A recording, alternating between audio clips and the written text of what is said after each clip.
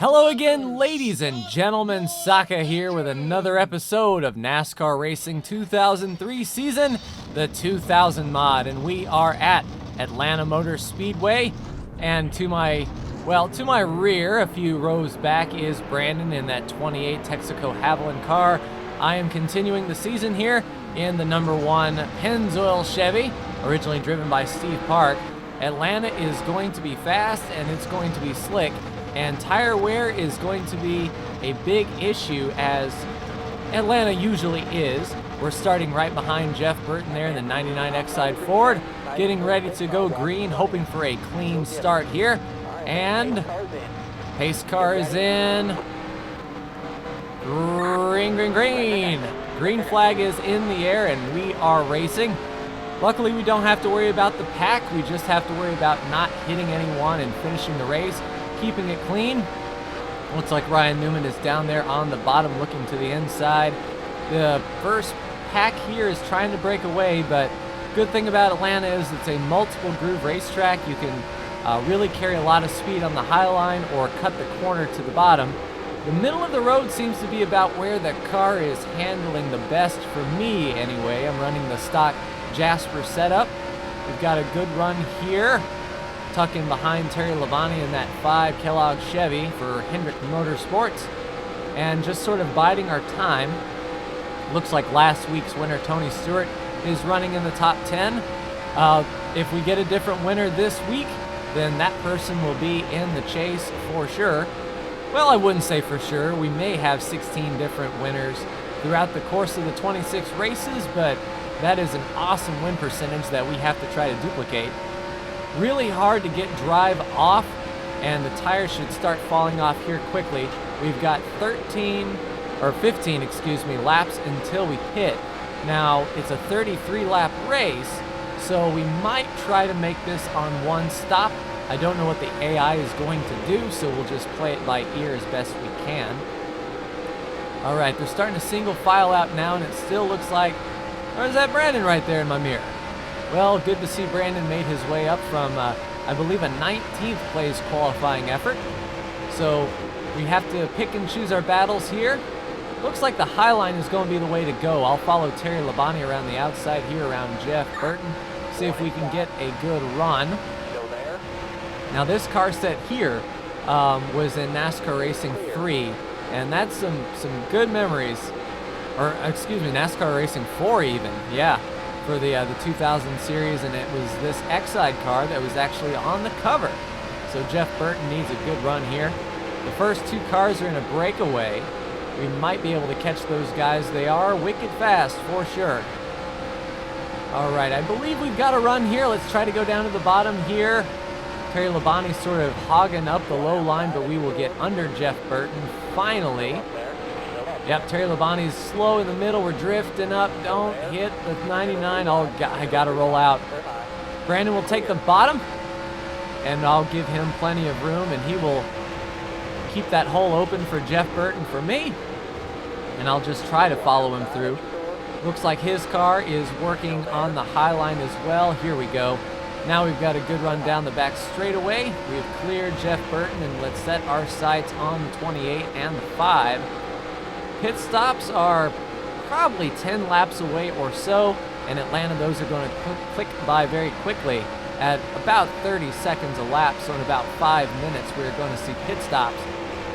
A nice wide entry. Brandon's trying to really arc the corner and get a good run off. And he may get a fender there outside the 5. Nope, he's going to come down. No, he stays to the high lane. And then we got the brothers Labonte in front of us, Terry in the 5 and Bobby in the 18 Interstate Batteries Pontiac for Joe Gibbs Racing. All right, car's trying to push just a little bit. The tires are definitely wearing, and we are on 4X tire wear and fuel consumption. So the car is going to start really pushing. The wear is going to really start affecting the car and the way the car handles. As you see right there, I've got a really bad push here in turn 1 and 2, and Jeff Burton's on the inside. I'm going to let Jeff go here.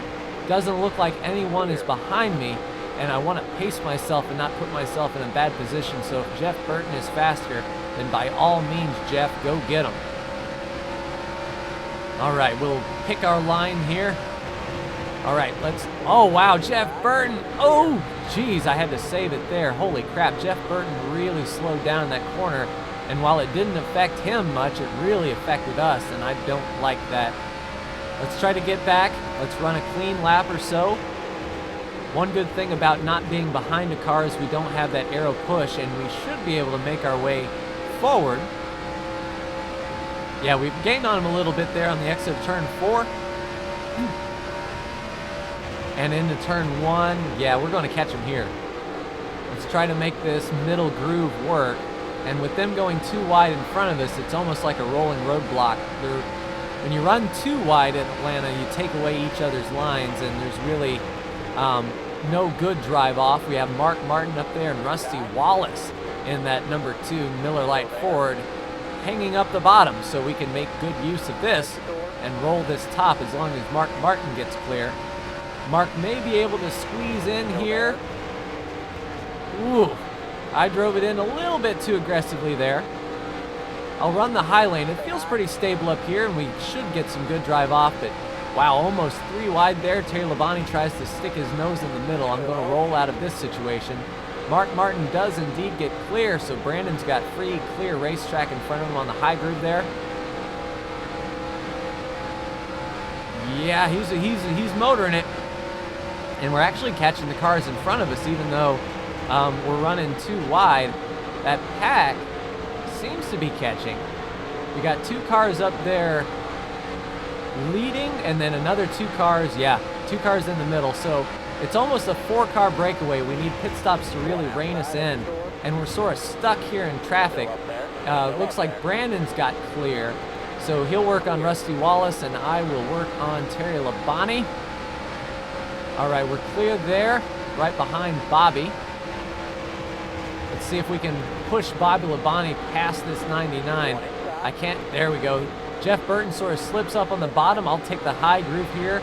Nope, let's get that good drive off there, Bobby. He is clear, hopefully I will be as well. If not, Bobby will take the bottom, and I can put my fender right on the outside of Bobby Labonte. At least that was the plan before this thing started pushing. Holy crap, tire wear is real, and we are 5 projected laps away from the finish. Well, not the finish, but of this fuel run. All right, good drive here. We just have to mind our time. We are as fast as the lead cars, I think, once we get into clear traffic, so we're not out of this yet. I'm still optimistic, and who knows, someone may spin coming to pit road. All right, cars are starting to peel off there. Rusty Wallace is coming to pit this time. So we should see the rest of them on pit road shortly, but we've got 4 good laps in the tank. Cars are on pit road. We need this thing to stay green while we cycle through. If a caution comes out now, we are going to be in trouble. Yeah, Bobby really slows it down there. Brandon's car is pushing bad up there, it looks like. All right, we'll clear Bobby here and work on Mark Martin. Looks like Mark is going to pit. He does move to the bottom. Yep, Mark's slowing down. He's going to hit pit road. A very dangerous pit road entry. And here we go. We're coming around the dog leg. Looks like Brandon will lead that lap for those extra 5 bonus points. And we are going to come down to pit road this time. All right, let's line up. Let's keep it under us. Brandon qualified behind us, so he's going to be actually pitting before we are. And we'll go past him for a few stops. But here we go, a nice wide entry. No, let's go we're doing one more time. We could have pit that time, but we want to be absolutely sure, because this race has sort of a green look to it. I think we will be fine. Now in a normal race, oh, Brandon up in the wall, scraping just a bit. I'll keep down on the bottom as not to get into him, and looks like we'll settle in behind this 50 car because the 50 is going to move up to the top. Brandon cuts down. We're coming to pit road just this time. We don't want to overshoot our pits. There's go Chad Little on the outside. Here we come down pit road, 3,000 in second gear. And pit road speed is right there. All right. So far, so good. We managed to stay straight. All right, Brandon should peel off right here. All right, let's look for our pit board, and it's right here. Guys are up on the wall. We'll throw the car in neutral and come to a complete stop. Oh, overshot. Back it up just a touch. Oh, that sucks. Well, that probably cost us 200 or 300 feet for sure. Backing up. Hopefully we can get a good exit, and hopefully the yellow flag doesn't come out now. We want to get back out on the track and up to speed. There goes Brandon. We'll be behind him on pit road exit. And let's get back up to speed. And on cold tires, it's pretty treacherous leaving the pits. So we will use this little bit of banking on the apron here right below the white line to keep the car under us. And we cannot merge until the backstretch, so we need to make sure that we don't drift up onto the racetrack early. All right, we are free and clear. Let's merge up, check the mirror. We are good to go. And let's settle into a groove here. We do have more fuel in the car than laps. So, if we stay green, I think we have made our bet. And Brandon got a good run off of that pit road. That is no joke. He got up to speed very quickly, and he's making the most of those new tires. Yep, car is feeling really different now. The car is wanting to pivot. Before the pit stop, it was really pushing up the racetrack, so let's see if we can catch these people. We're in 18th on lap 19 with 14 to go. Our fastest lap is in the mid 30-second bracket, certainly not as fast as qualifying speed. Into the wall just a little bit there, just a kiss, no worries. Maybe we can run some 29-second laps while we try to catch the leaders, or at least the next cars that need to pit. I'm hoping they need to pit. It looked like they pitted a little early, but we've definitely got the one-stop look about us. So we need to do everything we can to run as fast as possible without giving up any time, and then hope for the best. We are catching that pack in front of us, so these new tires are really going to start to pull us in, and we've got 12 laps to do it. So I think we're going to be okay. I think a top 10 is not out of the question for sure. We just need to keep running these laps.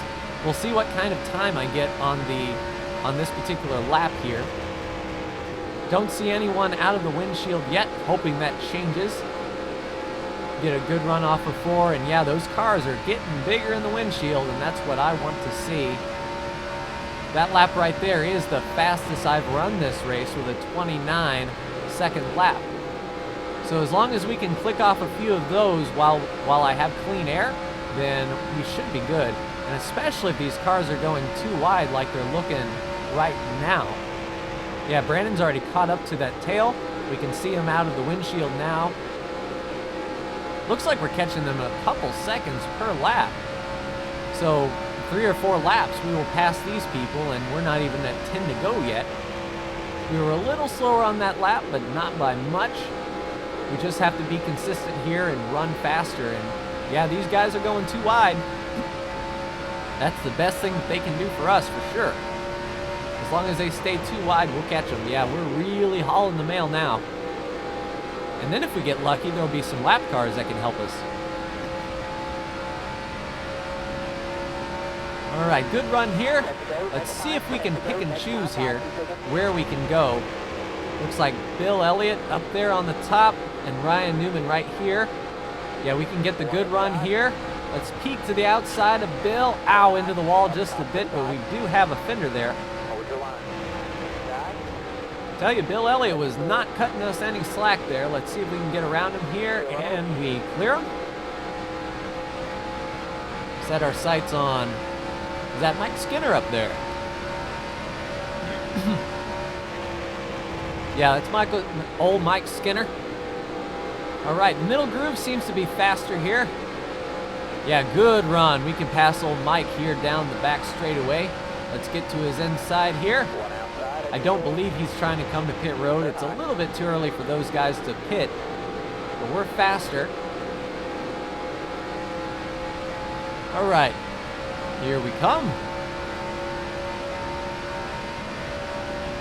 All right, interval behind Kenseth now. Yeah, these guys are single file and they're slow, which is the best possible outcome for me. Yeah, we're going to get a big run here. Oh, Kenseth's trying to make it 3 wide under the 25. No, sir, you don't. On the bottom, 3 wide. Ooh, come on. Keep to the bottom. Don't slip. Don't slip. We're past Kenseth and cleared the 25. Wow. Ooh, that was gutsy, but we don't want to lose any time. That was treacherous. I am not going to lie there. We are in 14th spot. We've made up 4 spots, and there's a gaggle of cars in front of us here. We can definitely make up some time. Hopefully I didn't use up the tires there to hold the bottom of 3 wide under Kenseth. I need everything I can get here. All right, looks like Dale Jr. here, and is that Kenny Irwin Jr. in the Bell South 42 there? Looks like it is, and they're holding each other up. Come on, Jr., clear the road.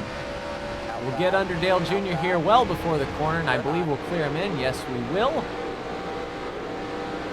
All right, let's power through. Oh, a little loose there, getting up top, but we're good. Behind the 10 of Johnny Benson and old DW in the Kmart car here. The Route 66 car. Yeah, these guys should be lap traffic. Come on, Daryl and Robert. Holy crap. Peeing on the wheels of progress here. At least Daryl Waltrip gets clear, but not Daryl. Oh, Daryl Waltrip was moving down. I think we got into him just a little bit. I tell you, freaking wrecking ball out here. You need to retire, son. All right. Oh, cars are starting to come to pit road. This is where our strategy will come to fruition, I think. Let's run hard, try to get up as many positions as we can. We came across the line 11th that time. This time yeah, we cracked the top 10. So as long as this race stays green, it looks like a good top 10 finish for us. There's Dale Jarrett down there in the bottom. We'll pass him. And there's Terry Labonte. We've seen him before. I know Texas. Oh, geez, Terry Labonte. Whew. Wow, he was coming to pit road and he was coming from the top groove. Holy crap, that was nuts. All right. Sweet. All right, this is good. This is really good. Since Brandon and I are on the same schedule, it should be a 1 and 2 finish for us. It would be absolutely catastrophic if one of these tires blew, and that would be the end of our day for sure.